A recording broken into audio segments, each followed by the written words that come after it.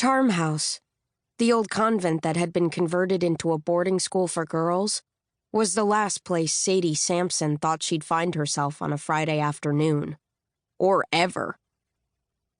The stone institution was at the edge of the forest, where brittle leaves lay in forgotten piles by the iron gates. It had a spindly bell tower jutting up from its center, like a murder weapon, and the Virgin Mary statue above the entrance was missing an arm. So, yeah, the whole scene was beyond the scope of Sadie's imagination. And yet there she was, seated in a dimly lit office, across from a woman roughly her grandmother's age, with a strict silver bob, red-framed glasses, and a nameplate that read Headmistress Flora. Outside, rain streaked down the arched window panes like tears. "Do you know why you've been transferred to Charm House?" Miss Flora asked, without the tiniest bit of a British accent. This, too, was unimaginable. In the movies, headmistresses always had accents, especially at charm schools. They also had permanent scowls, thin lips, and beady eyes that could see straight into a girl's soul. But Miss Flora spoke the way everyone else in Timor Lake, Washington spoke. Bag sounded like bag, leg sounded like lig, and keg sounded like cake. "Why, yes, Miss Flora, I do know why I was transferred to Charm House," Sadie wanted to answer. "I'm here because I'm too weird for middle school and no one wants to be around me, not even my own parents." But there was no point in saying any of that out loud. Hearing it would only make her cry. Because without her parents, Sadie had no one. No siblings, no cousins, no pets. And friends?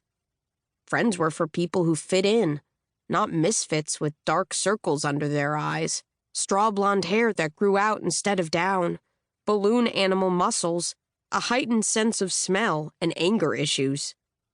Instead, Sadie shrugged, like she didn't know the answer, and waited for Miss Flora to fill the silence, the way grown-ups often did.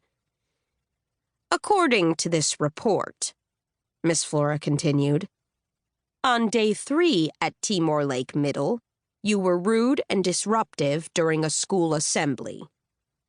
"It was an accident," Sadie insisted. "I didn't mean to—" "How was snoring while a firefighter shared safety procedures an accident?" "I have trouble sleeping at night, so I get really tired during the— And what about the Coach Fraley incident on day 13? "She told me to run." "And run you did." Miss Flora peered over the rims of her glasses. 200 meters in 26 seconds. Is that right?"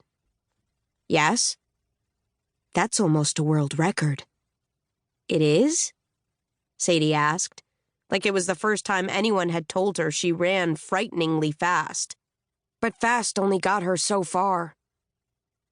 "How does a girl who can't sleep have the energy to run like that?" "I don't know." The doctors and therapists didn't know either. No one did. Because of that, Sadie was banished to a creepy institution. One that trick-or-treaters dared each other to visit on Halloween. One parents threatened to send their daughters to when they didn't behave. But this was not a threat. It was real. "And just this Monday, there was an incident in language arts," Miss Flora continued. "Do you remember it?" Sadie nodded. How could she possibly forget? She had been rehearsing her oral report for days, recording it on her phone to make sure she was enunciating, addressing the mirror to perfect her eye contact, balling her fists to keep from fidgeting. But no amount of recording, addressing, or bawling could have prepared Sadie for the real deal. The rows of expectant faces watching her, the hollow tremble of her voice, the shaking hands, the sweaty pits, the brain that knew every word of her presentation but had suddenly gone blank.